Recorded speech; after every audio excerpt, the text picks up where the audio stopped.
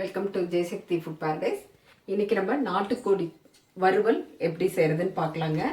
நம்ம வில்லேஜ் சைடெல்லாம் எப்படின்னாங்க, குழம்புல போட்டு ஃபர்ஸ்ட் நாட்டுக்கோழியே நல்லா அலாசிட்டு குழம்புல போட்டு கொதிக்க வச்சுட்டு அரிச்சு எடுத்து அதுக்கப்புறமா தனியாக வறுப்பாங்க. அது குழம்பு எப்படி செய்யறதுங்கிறது இன்னொரு வீடியோவில் காமிக்கிறேன். இன்னைக்கு அந்த அரிச்சு எடுத்து வச்சிருக்கிறேன். இப்போ அதை எடுத்து எப்படி ஃப்ரை பண்ணுறதுன்னு காமிக்கிறேன். இப்போ பாருங்கள், இந்த குழம்புல வெந்தது தனியாக எடுத்துருக்குறோம், குழம்பு தனியாக வச்சுட்டோம்.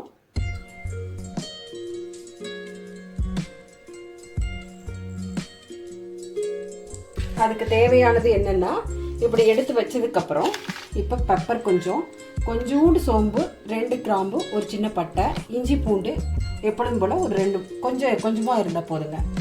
அதே மாதிரி இந்த குழம்புக்கு அரைக்கிறப்ப எடுத்து வச்சு இந்த மிளகு, குழம்பு எப்படி பண்ணுறதுங்கிறது கண்டிப்பாக நெக்ஸ்ட் வீடியோவில் காமிக்கிறேன்.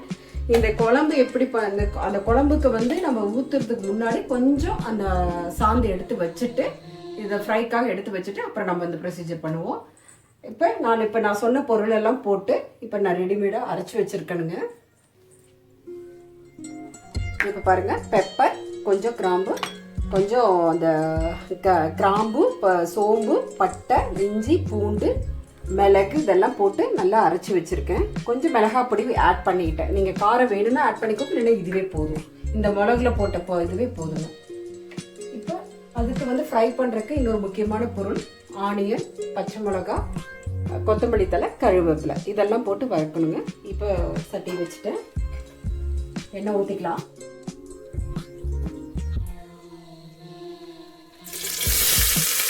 ஆனியன், பச்சை மிளகா, கருவேப்பிலை, கொத்தமல்லி தழை எல்லாம் போட்டாச்சு.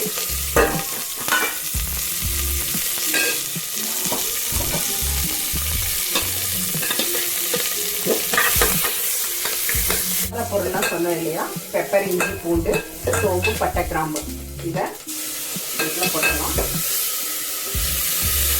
அரைச்சி வச்சு இதில் போட்டு ஒரு வதக்கிட்டு அப்புறம் நம்ம இந்த மிளகு அரைச்சி வச்சுருக்கோம் இல்லைங்களா, குழம்புக்கு போடுறதுக்காக அரைச்சி எடுத்து வைப்போம் இல்லையா, அதில் ஒரு 2 ஸ்பூன் அளவுக்கு நான் எடுத்து வைப்பேன் எப்பொழுதுமே.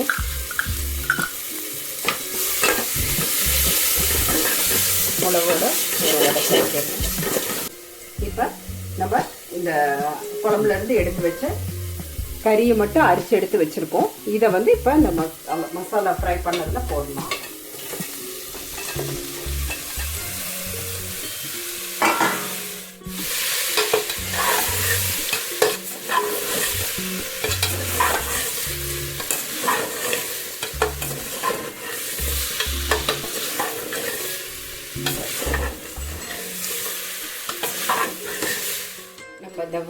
நல்லா வதக்கி விட இந்த கலரே சேஞ்ச் ஆகி வரும்போது நம்ம கொஞ்சம் தண்ணி ஊற்றிக்கணுங்க. தண்ணி ஊற்றி கொஞ்சம் நேரம் ஸ்லோவில் வச்சோம்னா அதோட டேஸ்ட் நல்லா இறங்கி உங்களுக்கு நல்ல ஒரு ஃப்ரை ரெடி ஆகி வரும். எதுக்காக நம்ம தண்ணி இல்லைன்னா ஒரு சிலர் அந்த அரிசி எடுத்து வைக்கிறதுக்கு முன்னாடி குழம்பும் கொஞ்சம் எடுத்து வைப்பாங்க. நம்ம அந்த மசாலா கொஞ்சம் எடுத்து வச்சு நம்ம வதக்கிறதுனால நம்ம அந்த தண்ணி கொஞ்சம் ஊற்றி ஃப்ரை பண்ணிக்கலாம். இல்லை அப்படின்னா குழம்பவே கப்பு நீங்கள் ஊற்றி கூட இதோட ஃப்ரை பண்ணலாம். நல்லாயிருக்கும், நல்ல டேஸ்ட்டாக இருக்கும். நீங்கள் செஞ்சு பாருங்கள். இப்போ பாருங்கள், நம்ம ஸ்லோவில் வச்சு கொஞ்ச நேரம் எடுக்கும் பொழுது நல்லா திரண்டு நல்லா வறுத்து வந்துருச்சு.